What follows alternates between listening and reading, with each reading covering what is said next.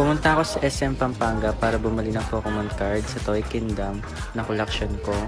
Pumunta ako sa first class, wala akong nakitang Pokemon card, puro mga anime and iba pa, di ko alam yung iba. Then, yun nga, wala akong nakitang Pokemon card sa first class. Pumunta ako sa second class, ayun. May nakita ako mga Pokemon, tsaka mga booster pack. Ayan.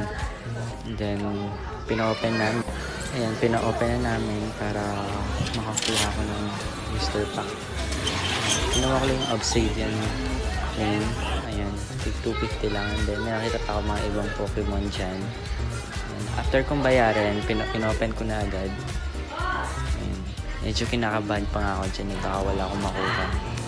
Ayan, isa pa si Tito. Kasama ko si Tito dyan. Ayan. Pinagpapawisan pa nga yung kamay ko dyan sa sobrang kaba dahil yun baka masayang lang yung pagpunta ko dyan. Nanhalo.